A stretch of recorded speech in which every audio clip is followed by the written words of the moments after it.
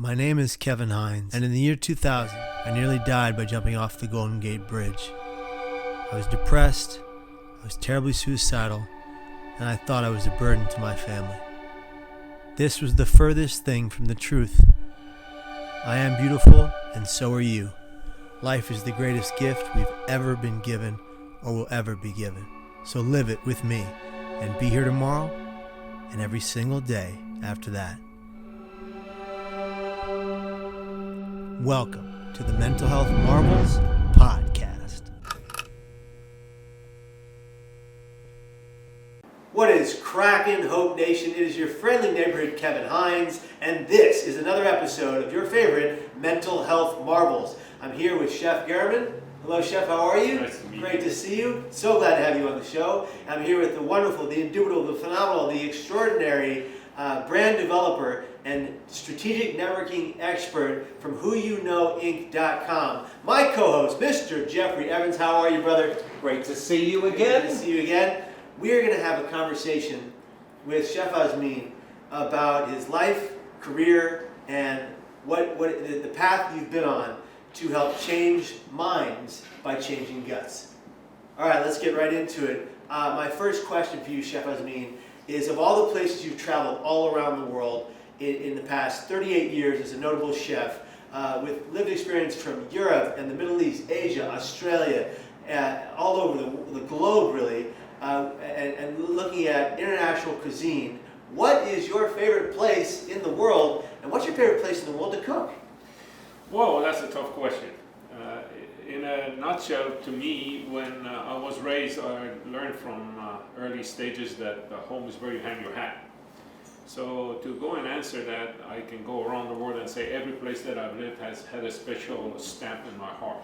And the way I've learned how to cook from being in Malaysia and kitchens and learning from the elderlies how to really bring up a great curry, to when I go to Sydney and I see the bridge, that's where I got on my knees around there to propose Laura, my wife, to being in Southern California where my 4 children were born, or to think of Florida where I got married. So every place in the world has a special place, and I connect with them. I draw from the good energy from the earth from that area, and I always have a library of many memories. So you kind of have quite a few homes, if you will. Yes. Every place has a special part in your heart. It does, and there's not one better than the other one, but you got to learn in life to enjoy the moment that you are in.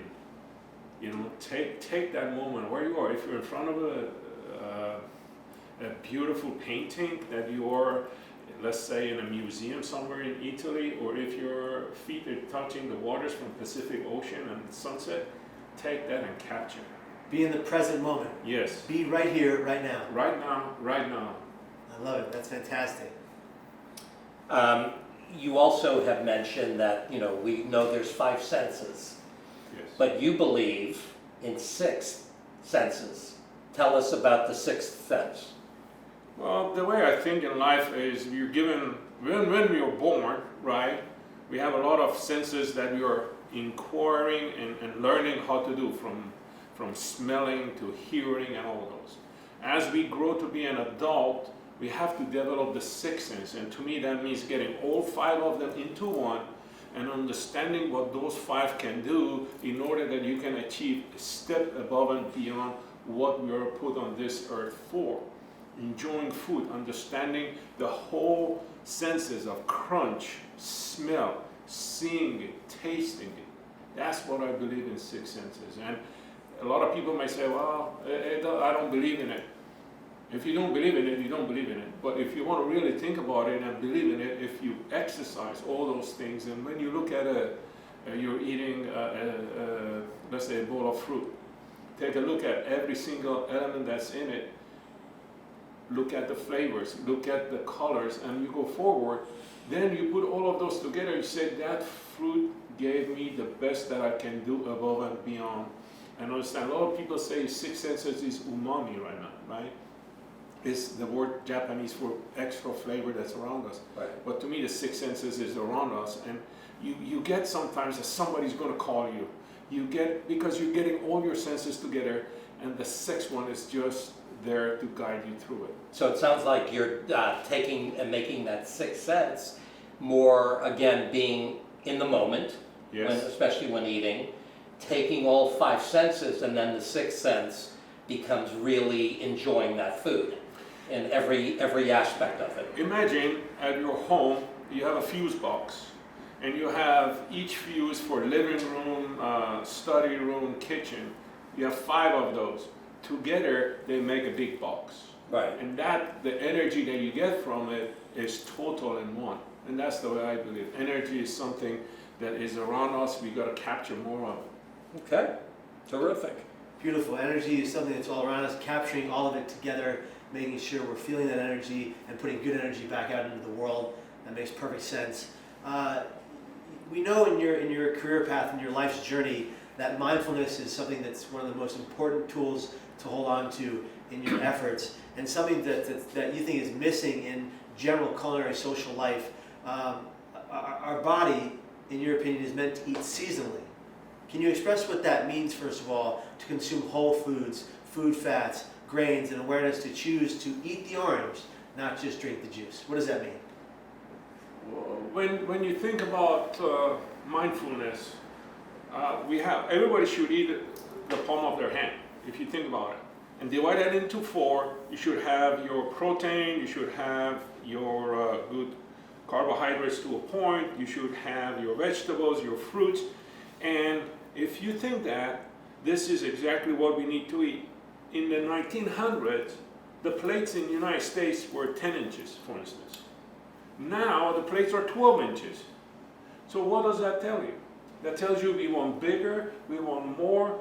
At the end of the day, what's in front of us, you're told eat your food, eat everything. Otherwise it's not good to get off the table. But the portions are ridiculous. We are not meant to eat a 12-ounce steak. In Europe, when you go, 200 grams, right? 200 grams is about 6 ounces maximum. And with that, you got to trim it, right? Oh, I have a 24-ounce cowboy steak. What do we do to our stomach? So eating seasonally is exactly what Mother Nature puts us through. If you eat nuts during the winter, they give you better energy. If you eat watermelon during summer, it rehydrates you. So the Chinese and the Eastern world have a yin and yang of food. I was born in Iran, and in our culture, we have cold and heaty. We put them together. For instance, one of our famous dishes is called fesencu, which is made out of walnut and pomegranate. Pomegranate is cooling, walnut is heating. So that gives you the balanced food. You cannot sit there and eat 10 handfuls of trail mix and say I'm eating healthy. So mindfulness is know your body, know what your body desires, and go for it. How many times you go to the refrigerator and say, I want to have just a good cold tangerine, right? But you cannot eat 20 of them because that doesn't do you any favor. We, in this world, are taught to eat things are processed, right? God didn't give us an orange juice machine. No. God gave us an orange. Peel it. Let the orange sense touch your hand. So 2 hours later, you're still saying, I had an orange. I have an orange tree at home, and my brother-in-law was visiting, and I picked it, and he ate the first big orange as good as it was right off the tree. Right? So drinking the juice, it doesn't do us any favor because we need the fiber, we need everything. We need, again, everything in our system to work. So that's when I say, eat the orange rather than drinking the juice because you're missing the 5 senses that's involved. The whole picture, the whole food, the whole fruit. When you mass produce it or you put it through processes, you're diluting the food and it's not helping you and benefiting you. We take a wheat, we take the germs, the best part of it out, right? Yeah. Then we go bleach it, we call it white flour, we make bread out of it, and we do other stuff to it, which I don't want to bring that up. Yeah. And then we say that's our nutrition, you know? And we gave the beautiful part that we took away to animals to eat. So what are we doing to ourselves? Can I ask you a question before you run into Jeff's next question. It just popped into my head. What do you think of, as a chef that focuses on whole foods, real foods, true foods, what do you think about the original FDA's food pyramid? Without getting too political, it was meant to be good and to do something about it, which at least is great to say we need grain, we need this, we need that, but the more and more they have realized, they have changed it. They have gone to My Plate and all that. I love the Harvard Medical School study where it has the plate and it says drink water with it, because we hardly drink enough water. Per ounce of your weight per pound of your weight you have to have an ounce of water. So if I'm 200 pounds, I have to have almost 200 ounces of water, which is almost 2.5 gallons, which is to the extreme in a good way, but you gotta drink enough water. So the pyramid, it's more as a guideline. And I'd like to introduce everyone to look at Mediterranean pyramid. You see, everything at the bottom is at the heaviest. Nobody says don't eat chocolate, right? But you cannot sit there and have 4 bars in front of you. Have a little bit of dark chocolate to satisfy the need of the flavor. That's mindfulness. The palate, satisfy the palate, but don't be a glutton. Absolutely. Yeah. Don't go too fast because you're going to get a ticket. And life will give you a ticket. And going back to what you had said early on, I think, and I fall into this, that I'm not as mindful when it comes to eating as I should be. I tend to be a very fast eater. So listening to you explain the importance of mindfulness and really enjoying every single bite is something that I think a lot of Americans can work on. And certainly I think we live in a supersized society here in the U.S., especially when it comes to food. The more you have on the plate, the better we think it is. But it's certainly, we know better now, hopefully. In the same way, mindfulness, I've taken many classes at different stages of my stage of training, and I took one that the lady professor came and gave everybody a piece of raisin. Say, hold it, close your eyes, think about it, what is it? Slowly smell it, put it on your tongue, don't eat it, don't chew it, slowly. My mouth is watering right now, think about that raisin, right? And then you understand, this is one raisin. Imagine things around us. In one point I talk about our social culinary world. We pick up our phone, we look at it, where's the best place to eat, because some people voted to go and eat there, right, without even understanding what it is. We are our own father and mother of teaching ourselves what we are all about, so we get lost in this world, which is fine to a point, but don't lose your roots. That's what the most important part is. Once you lose your roots, you're wilted. Yeah, I agree. So now we want to get into even more specifics about eating healthy. Kevin, really has started to focus more on eating the right foods for his brain health. Sure. We think it's something that is certainly not only important for Kevin, but should really be important for all of us. So we would like to know from you the importance of gut to brain health. Excellent question. I'd like to say something at the beginning of answering your question. Eating healthy, I like to rephrase that, because eating is a part of our health. So eating healthy is a tagline that we see on commercials and we see on other people who really want us to go that line to go. We should eat mindfulness, know what's good for us. The day we educate ourselves about what we input in our body, then we know exactly what fuels. You have a car, it takes super unleaded, you don't put regular gas in it, you don't put diesel in it. So once you know what it takes, then from that you gotta go, and that's a part of our understanding of the map of what we're talking about. So I believe we have two heads. This is one head, this is another head. This fits this and this fits that, but more importantly, this is what's going to feed that feeds everything else in our heart, right? The most nerves are here. The second most are in our guts. And whatever we eat goes through that. It tells us if you eat sugar, you're sugar high, right?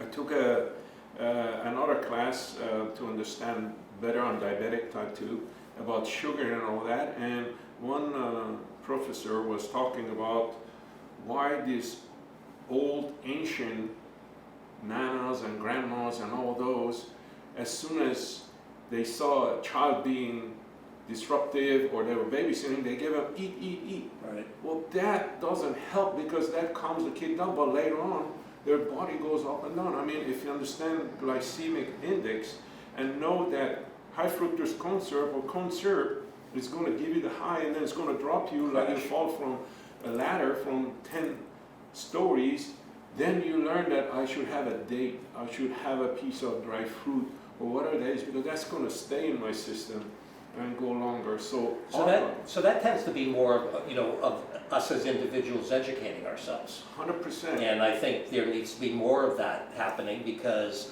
again, most of our society has a tendency to eat even when we're not even hungry. Yeah. And that's something that, when I help people lose weight at the point of my career, before we would run to the refrigerator, we would say, ask ourselves, are we truly hungry? Or is there something eating at us emotionally? But education, I think, is critical. There is another thing I highly recommend for everyone to think about it is the blue zone. There are 6 countries in the world that average people live more than around 100 years. Okinawa, Ikaria, Sardinia. And not a lot of obesity, correct? No, And there Puerto are Rico. 6 blue states in America too. Yes, and one of them is Yolinda right here. Who started that movement? It's studying that and understanding that. So in order to figure that out, they have gone there. Yeah. I've seen some documentaries on it. Yes. And society helps us heal. We need each other. We are social. To be communal. To be communal. We have need lost to each other in dance. this technological age. Absolutely. Lost We need to dance communication. together. We need to stomp on the stems of a red or white grape in order to get the wine going, so at the family gathering we can enjoy that.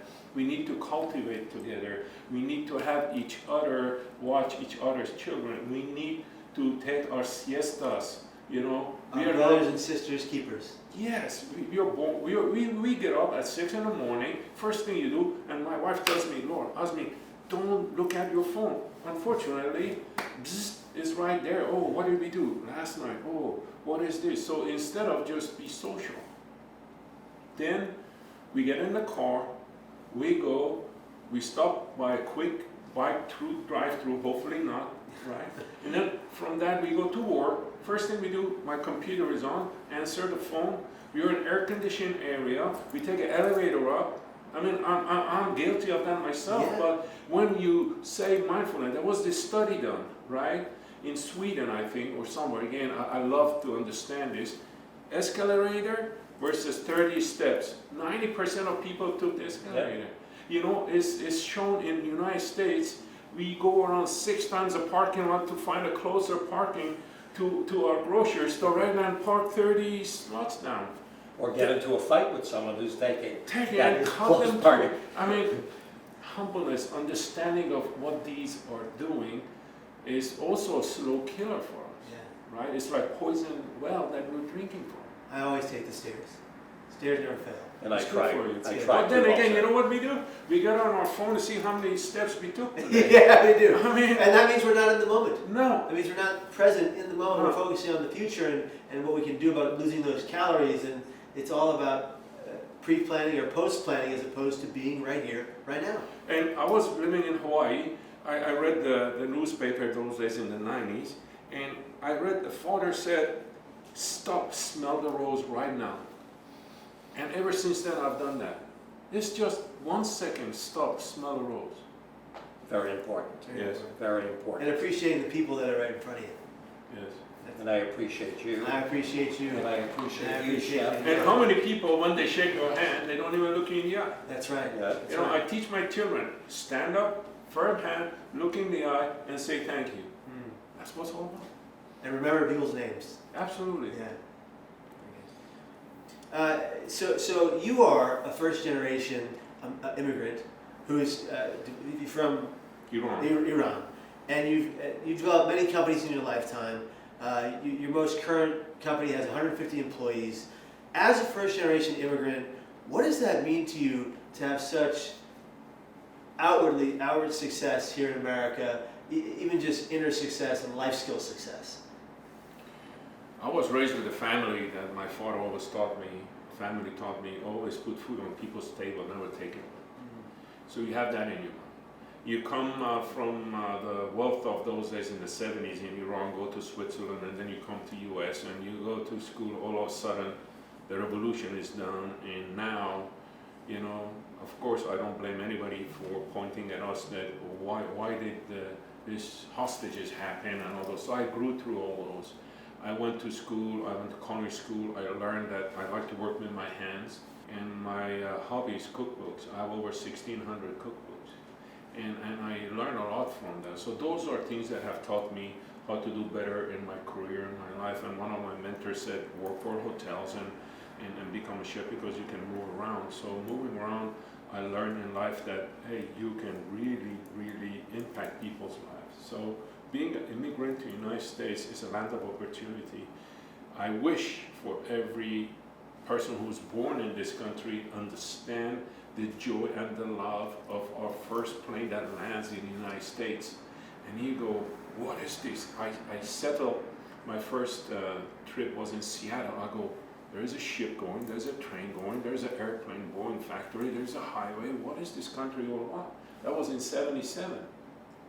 Today, fast forward, I've overcome a lot of things, from going through immigration to being a US citizen the day you raise your hand, to having 4 beautiful children being born here.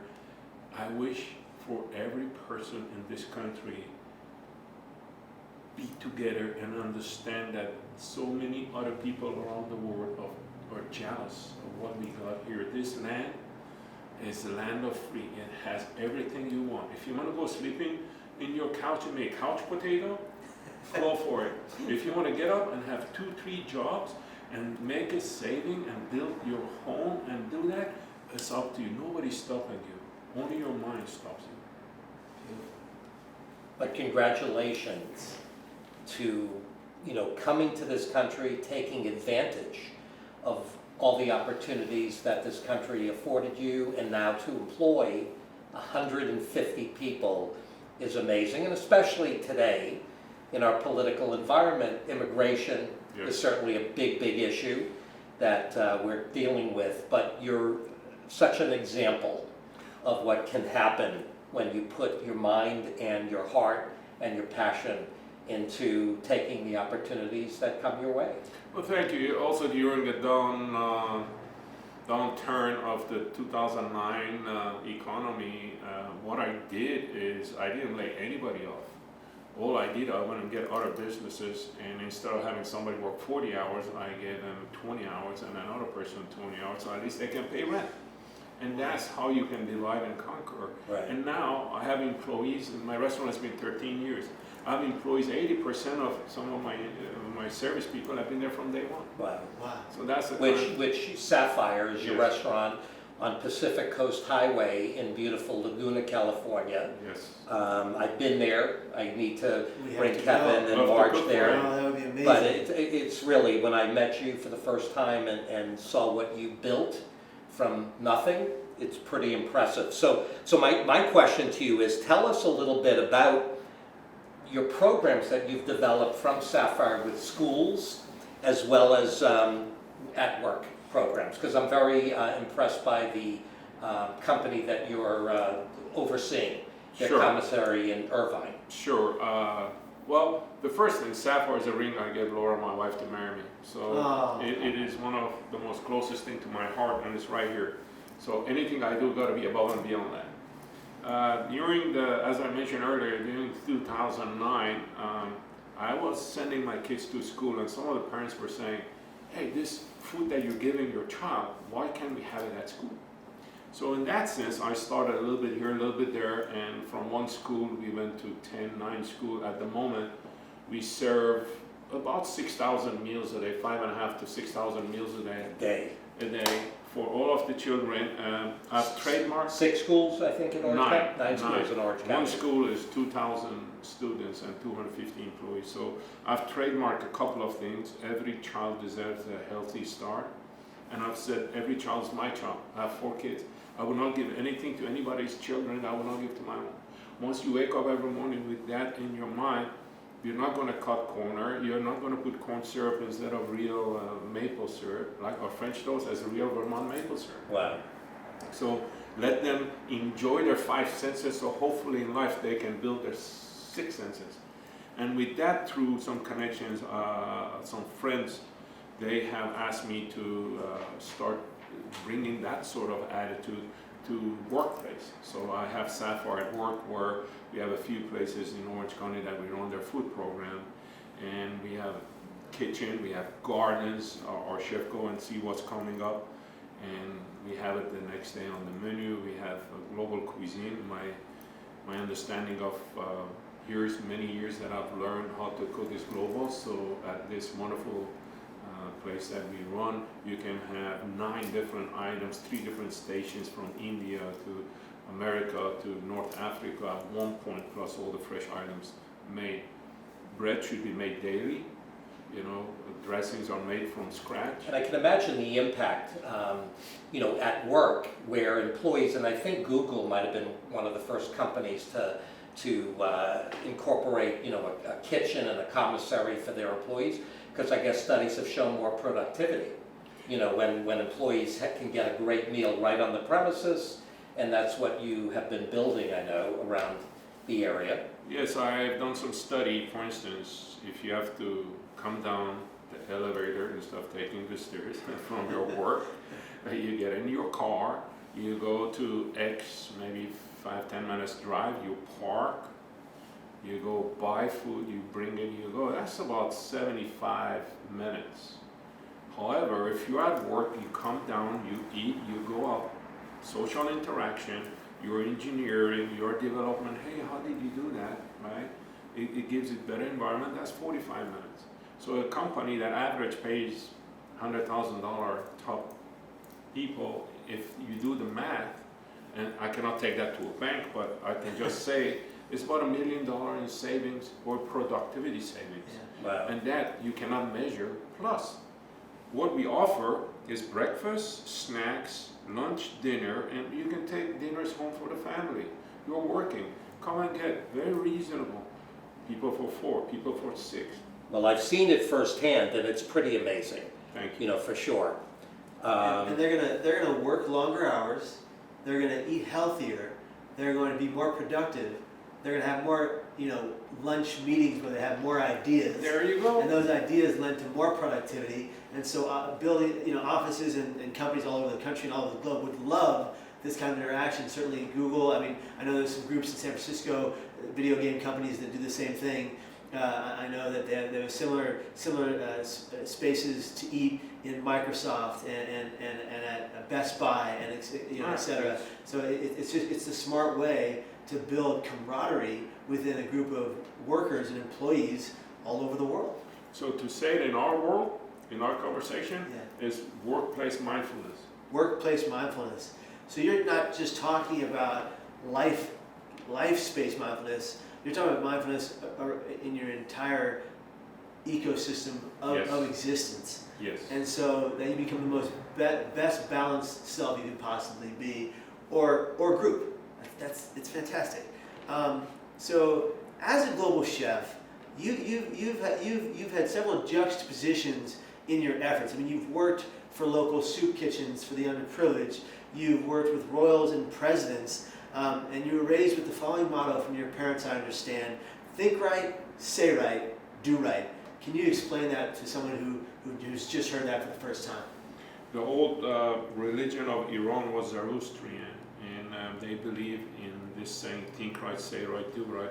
If you wake up in the morning or before you go to bed, I tell this to my children, think right, just think right. Your conscience is your best judge, right? Think right. Don't listen to people what they say before you open your mouth, right? Stop, think, and say, and then do right. should I do that? Should I do that for my neighbor? If you come out of your house, people to your right and left are in need, why would you want to go to some other city and do charity? Local, be involved. Once you practice those three together, you'll be a better human. Once you're a better human, you glow with that energy that you can give it to somebody else. I assure you that through people listening to Think Right, Say Right, Do Right, once 10%, 5%, 1% practice that, I've done my duty. I'm happy to share that. So whether I'm cooking in a soup kitchen for 100, 200 people, or whether I've cooked for 40 kings and queens, which I don't want to name, presidents, right, this close to the most powerful person in the world, we're all human. We all come from earth, we all go back to earth. So once we practice that, we are humble in front of both. It's beautiful. It makes perfect sense. You know, and he's very involved, you know, in the local community with charities. I guess one of the projects you're involved with is JVRF, as well as the Max Love Project. Could you tell us a little bit about your involvement? Sure.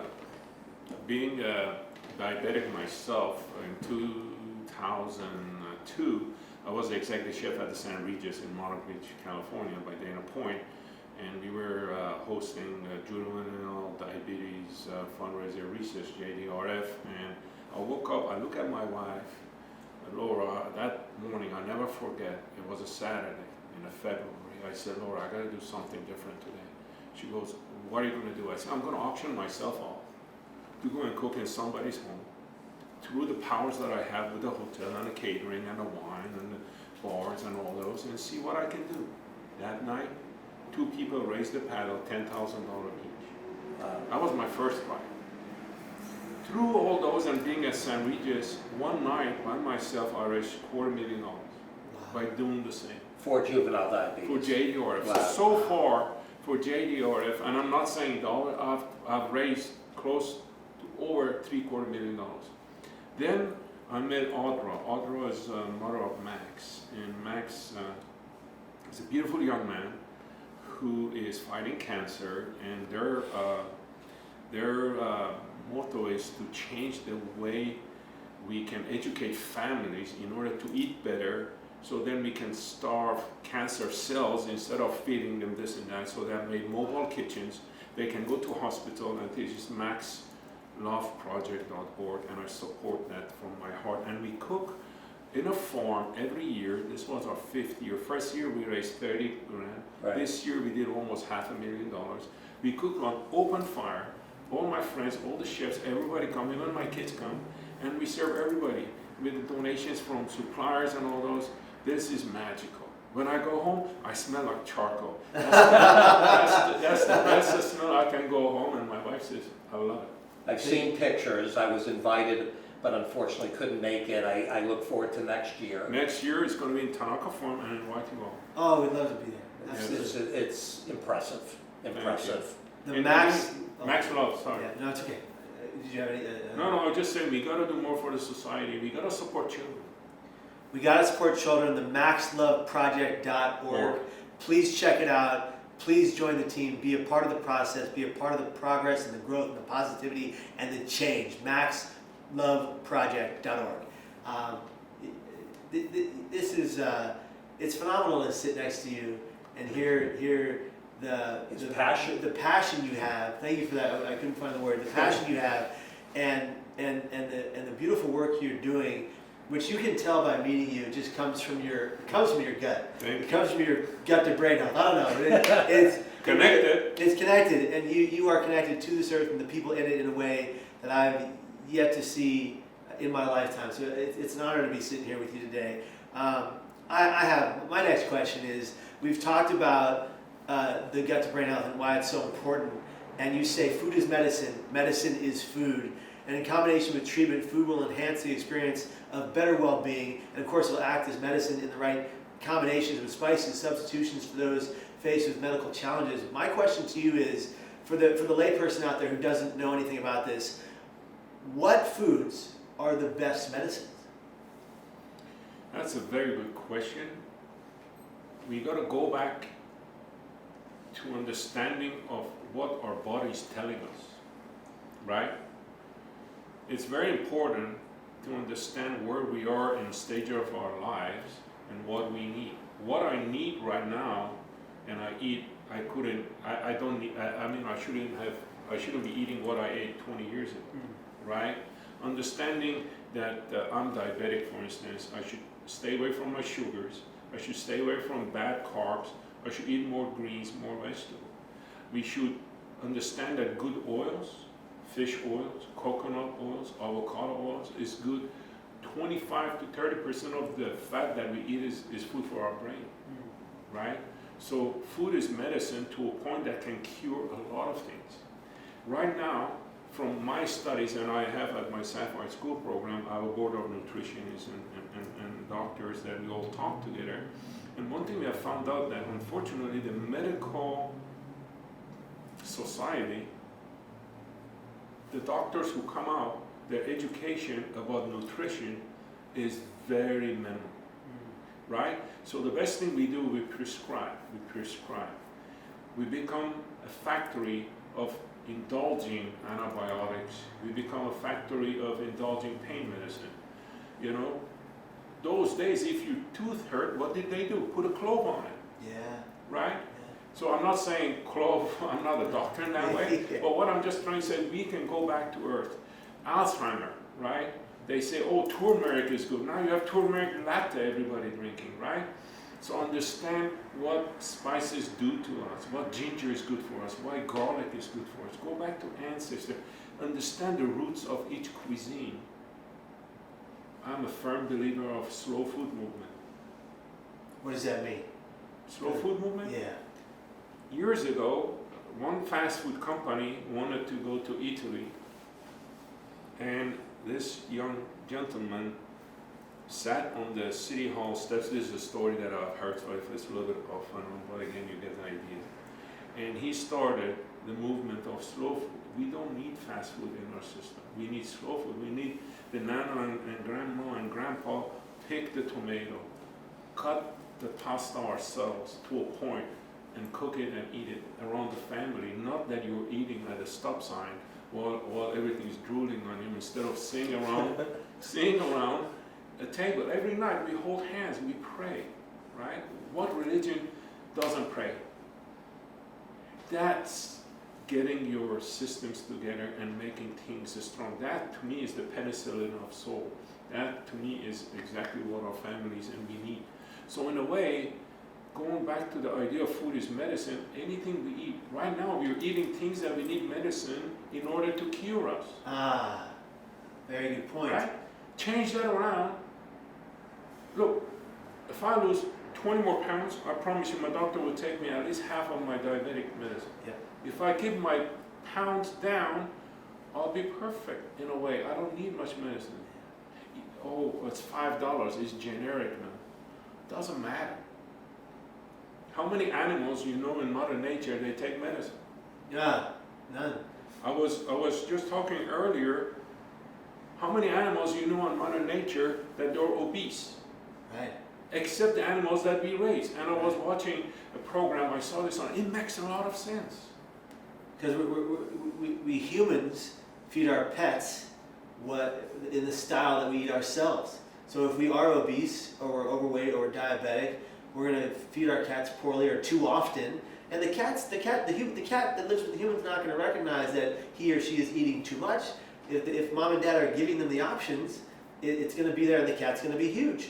But if we are to focus on sustainability with our foods, focus on the mindfulness eating, Yes. and focus on healthy foods that feed our guts to feed our brain, we'll be all the better for it every day of the week. It seems almost simple, and yet so many people around the world don't follow that cuisine because we are so used to the poisons that are in our foods that are affecting us in such a terrible way. And I think, Kevin and Chef Azmin, I think a challenge is that everyone's so busy. Yeah. And you know, when it comes time to eat or when someone feels hungry, you know, a lot of people just look for the easy solution, the quick solution. Yes. I love what you say. At the same time, we have to pull back for a second. Busy meaning pushing the gas pedal. Yep. Not being busy meaning pushing the brake. Right.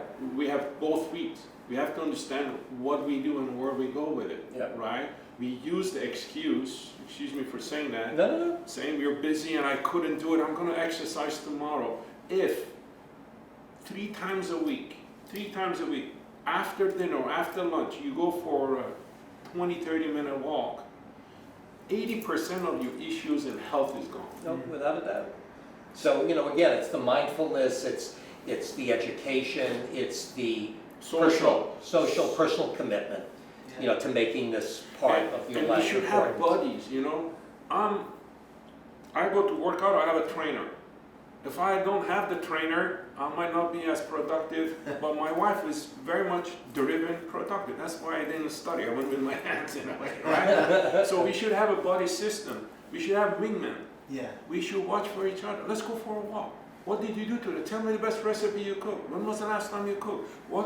I used to take my children into grocery store, and these days everybody say buy the other part of the store, don't walk in the middle. Yes. Right? I used to play games with them. Let's go 10 items. I tell you rutabaga, I tell you turnip, I give you, parsnip, and this is cilantro, smell it. And when we come back, they should remember, and if they did, we award them. But that's the kind of thing you can do, play for nothing, instead of them on iPhone, tic-tac-toe, mom is shopping, dad is shopping. Yeah. Societal issues. Societal woes, right? Yeah, for sure. And, I found out my journey to gut to brain health happened when I developed second-degree burns from the bottom of my feet to the top of my head, and bloody blisters throughout my entire body. My skin integrity failed 98%. If I took this finger and brushed it across this cotton shirt, it would cut me deep and bleed. And this was because my medications had poisoned my organs. I have bipolar disorder, at least the diagnosis of bipolar disorder. And I've been taking medications for the better part of 20 years. And one of the medications poisoned my insides, causing my outsides to inflame. It felt like knives and needles were coming from my bones through my skin across my entire body for 30 weeks, 24 hours a day. It was excruciating. And the only thing to heal my skin was not a lidocaine cream, which I tried, which was not a even more powerful medicated steroid cream, which I tried. I tried everything they threw at me. Nothing would remove the burns, nothing would remove the pain.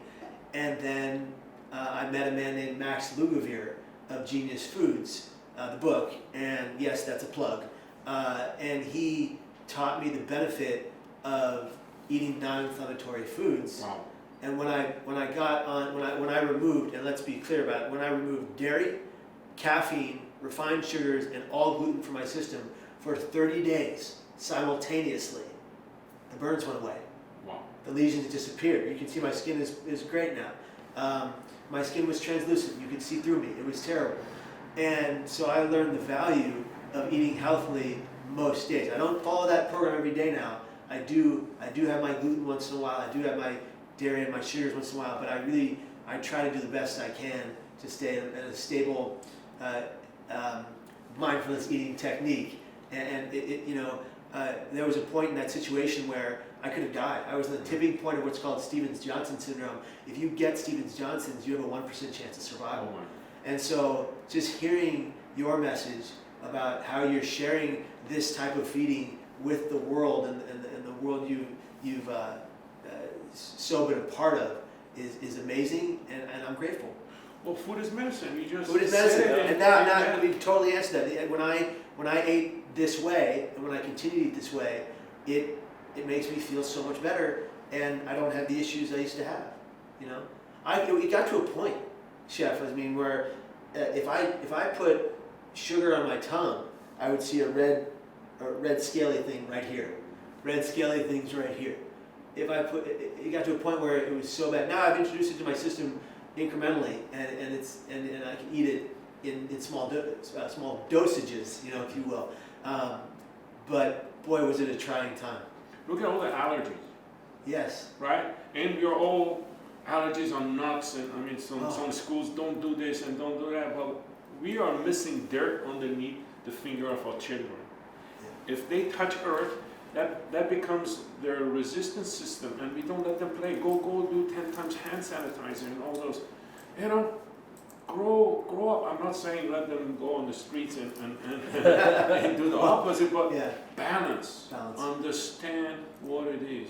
We get educated in 30 seconds, either it's on a commercial or something we read or somebody tells us, rather than deep into it to understand the results of it later. The world we live in today is run by consumerism. Yes. And the consumerism on TV and on media tells you, oh, you need this right now.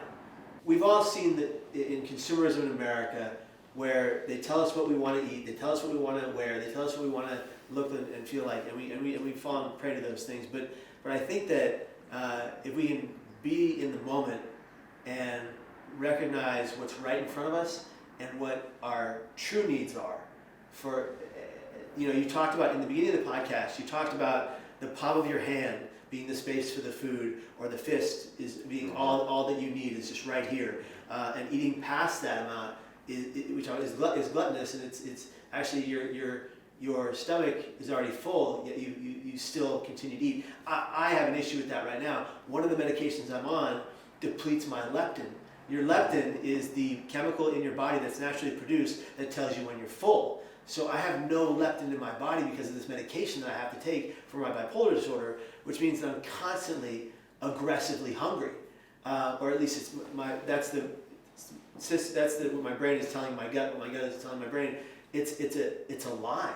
My gut is full, but I continue to eat. So I really have to work on that and get back on track in that regard. I'm open to talk about that and be really frank about that here on the podcast, because how can we help people who are out there going through the same thing if they don't know what's going on? So if you do take medications for a brain diagnosis or brain disease or mental illness, it's really important that you know the side effects and you know what it does and you know how food interacts with those medications, because if you don't, you're at a loss. Absolutely, and you should give yourself, I teach people, say, how can you tell the chicken is done in the oven, or how can you tell the steak is done? I say, that second that you still think it needs another minute, take it out. Right? Same with what we eat. You have another piece of pizza. Stop. Take a deep breath. You have seen that commercial that this young lady is mad and everything's going wrong. She goes to shake the baby and say, stop. Take a deep breath. Count to 10, We have to teach that to ourselves. Right? Stop. And you know that you have that issue, so therefore you're mindful about it. And you tell yourself, maybe in 5 minutes, my gut will tell me that I got it. Also, we see with our eyes, we count with our eyes. And if I can't feel it, I can't feel the hunger, that the stomach is full, which is the issue, I have to mindfully say, okay, Kevin, that plate is an American massive plate, only eat this portion of it, And how many times do we chew 6-7 times we swallow? We are meant to chew 18, 20 times. 26 even. 20, even my grandma used to tell me, chew, shout out Grandma Kay, musician. She used to say, chew every bite 26 times each. And it comes from old world, but it's absolutely imperative, because if you don't, you're just leaving these giant chunks of food that are in your gut that are just sitting there. That's no good for anybody. And what about the people that go to bed after just eating, within 30 minutes before they go to sleep? Where does that food go? You're lying down, it's just sitting right there. That's just gross. Yeah. It is. Again, we're doing harm to our body, thinking that we know what we're doing. Yeah. So the common thread I'm hearing throughout this whole conversation, which by the way has been fabulous, thank you, is about mindfulness.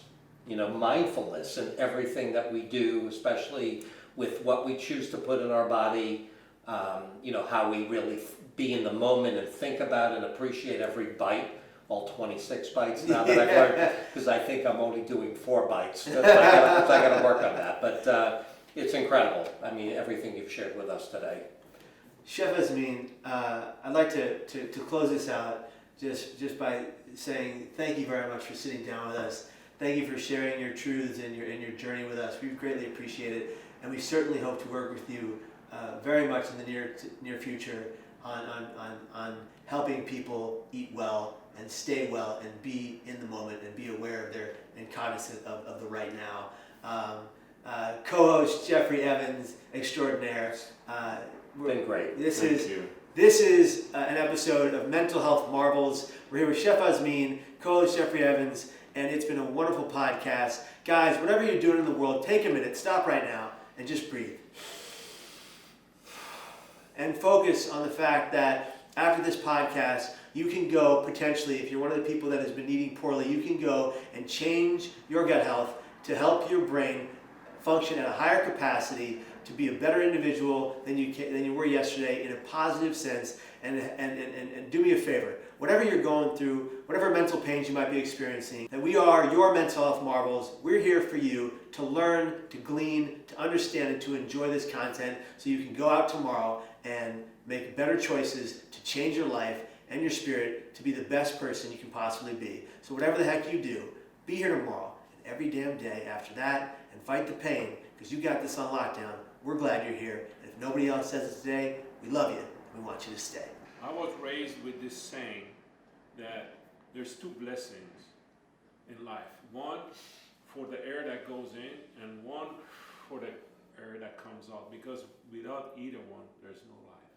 So take a moment, enjoy life, and do one recipe at a time. Don't go through the whole cookbook. Do one recipe at a time to change and become more mindfulness. And I would like to thank you personally for your passion. I have learned so much today that I plan on, trying to, again, be more mindful about everything in my life, but especially when it comes to my eating. So thank you, and Kevin, again, it's an honor to be your co-host and to be able to really put these conversations out there where we can certainly have an impact on someone's life. So thank you. Brandon, let's go. Oh, here we go. All hands in.